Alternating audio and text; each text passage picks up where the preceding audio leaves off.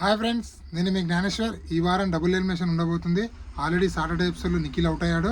Sunday ఎపిసోడ్లో కూడా గౌరవ్ని elimination చేయబోతున్నారు. అంటే మొత్తానికి రెండు ఎలిమినేషన్ ఈరోజు ఎపిసోడ్లో అయిపోతుంది. అంటే కంప్లీట్గా ఈరోజే షూట్ ఉంటుంది కదా. సాటర్డే షూట్ అనేది ఆల్రెడీ అయిపోయింది. సాటర్డే షూట్లో ఏం జరిగింది అనేది ఈ వీడియోలో క్లియర్ కట్గా మాట్లాడుకుందాము. సండే షూట్ అనేది ఇప్పుడు ఆఫ్టర్నూన్ స్టార్ట్ అవుతుంది. ఆల్మోస్ట్ వాళ్ళకి ఇంకో 2 అవర్స్లో కంప్లీట్ అయిపోతుంది. సో మనకు వచ్చిన ఎలిమినేషన్ ప్రకారము ఫస్ట్ నిఖిల్ అవుట్ అయ్యాడు సాటర్డే ఎపిసోడ్లో. అంటే నిఖిల్ని ఎలిమినేట్ అయ్యాడు. సండే ఎపిసోడ్లో గౌరవ్ కాబోతున్నా అని చెప్పి మనకైతే అప్డేట్ అయితే వచ్చింది. అలాగే సాటర్డే ఎపిసోడ్ ఒక షూట్ అప్డేట్స్ గురించి ఇప్పుడు ఒకసారి మాట్లాడుకుందాము. సాటర్డే ఎపిసోడ్లో నాగార్జున గారు ఫస్ట్ తనుజ గారి కెప్టెన్ అయినందుకు మెచ్చుకోవడం జరిగింది. ఎందుకంటే ఎన్నో వారాల నుంచి కష్టపడి సింపతి క్రియేట్ చేసి డ్రామా చేసి మొత్తానికి ఏదో ఒకటి క్రియేట్ చేసి మొత్తానికైతే 10th వీక్లో క్యాప్టెన్ అయింది కదా. అందుకోసం కంగ్రాచులేషన్ టు తనుజ అని చెప్పడం జరుగుతుంది. అలాగే సుమన్ శెట్టి గారిని కూడా మెచ్చుకుంటారు.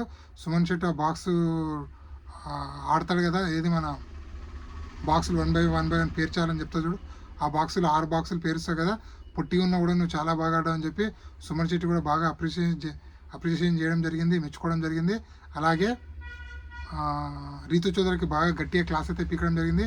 వారం రోజులు నువ్వు ఎందుకు అసలు ఏ ఒక్క గేమ్ ఆడకుండా కూర్చున్నావు, ఎందుకు కూర్చున్నావు, ఇంత గేమ్ అనుకుంటున్నావు, నీ గురించి నువ్వు ఆడకపోవడం ఏంది, నీకు ఛాన్స్ వచ్చినప్పుడు నువ్వు ఆడాలి కదా, ఎందుకు ఆడలేదు, నువ్వు రాణిగా ఉన్న తర్వాత అలాగే ఉంటావా, ఆడాలి కదా అని చెప్పి తనకైతే బాగా క్లాస్ పీకడం జరిగింది. అలాగే కళ్యాణ్ పడాలకు ఆ విషయంలో ఏమనలేదు. సో ఆ విషయాన్ని లైట్ తీసుకోవడం జరిగింది. ఆ విషయం ఏంటంటే మన సంచాలక్ ఉంది కదా, సంచాలక్ది చెప్పాడు. సో కళ్యాణ్ పడాలకు నార్మల్ కోటింగ్ అయితే అయింది. దాని తర్వాత నెక్స్ట్ కోటింగ్ ఎవరికంటే మన డెమాన్ పవన్కి చాలా మోటివేషన్ చేయడం జరిగింది. సో నువ్వు స్ట్రాంగ్ కంటెస్టెంట్ అందరు పక్కకెడుతున్నాను, నువ్వేం బాధపడకు అని చెప్పి, నువ్వు ఇంకా గేమ్ మంచిగా ఆడు, ఇంకా ఇంప్రూవ్ చేసుకొని చెప్పి మోటివేషన్ అయితే బాగా ఇవ్వడం జరిగింది. మొత్తానికి నిఖిల్ని సాటర్డే ఎపిసోడ్లో ఎలిమినేషన్ చేసిన తర్వాత బిగ్ బాస్ హౌస్లో అందరూ షాక్ అవుతారు. సో ఎందుకు యాక్చువల్గా మన వైల్డ్ కార్డునే డిలీట్ చేయాల్సి వచ్చింది, అంటే ఎలిమినేట్ చేయాల్సి వచ్చింది అంటే మెయిన్ రీజన్ ఏంటని చెప్తా చూడండి. టోటల్గా 6 కంటెస్టెంట్లు వైల్డ్ కార్డుగా రావడం జరిగింది. ఐషా గారు కానీ, లేకపోతే మన రమ్య కానీ, దువ్వాడ మధురి కానీ, సాయి శ్రీనివాస్ కానీ, నిఖిల్ కానీ, గౌరవ్, టోటల్గా 6 కంటెస్టెంట్లో 4 కంటెస్టెంట్ ఆల్రెడీ ఎలిమినేషన్ అయిపోయింది. సో ఐషా తనకు ఆరోగ్యం వాళ్ళకి వెళ్ళిపోయింది, దువ్వాడ మాధురి ఎలిమినేట్ అయింది, సాయి ఎలిమినేట్ అయ్యాడు, రమ్య ఎలిమినేట్ అయింది. సార్ టోటల్గా 4 ఎలిమినేట్ అయ్యారు. సో రిమైనింగ్ 2 కంటెస్టెంట్లైనా టాప్ 5 తీసుకెళ్దామా అంటే వీళ్ళకి ఓటు బ్యాంక్ అనేది పెరగలేదు. జస్ట్ 2-3% అంటే బిలో 5% మాత్రమే ఓటు పర్సెంట్ ఉంది. అలాగే వాళ్ళది ప్రాపర్ హైదరాబాద్ కూడా కాదు, సో వేరే స్టేట్లు. So next week family week ఉంది. So next week family week ఉండడం వల్ల వాళ్ళిద్దరు పేరెంట్స్ని బయటికి వెళ్ళి తీసుకురాలంటే, వేరే రాష్ట్రానికి వెళ్ళి తీసుకురాలంటే అప్ అండ్ డౌన్ ఫ్లైట్ ఛార్జీలు అవన్నీ బొక్క. ఎందుకంటే బిగ్ బాస్ అంటుంది, బిగ్ బాస్కి తెలుసు వీళ్ళ వల్ల టీఆర్పీ వస్తుందా, లేకపోతే వీళ్ళ ద్వారా కంటెంట్ వస్తుందా లేదా అని చెప్పి ముందే ఆలోచిస్తారు. కాబట్టి వాళ్ళ ద్వారా, ఎందుకంటే నిఖిల్ గౌరవ్ని బిగ్ బాస్ హౌస్లో ఉంచడం వల్ల ఎలాంటి కంటెంట్ అనేది యూజ్ లేదు.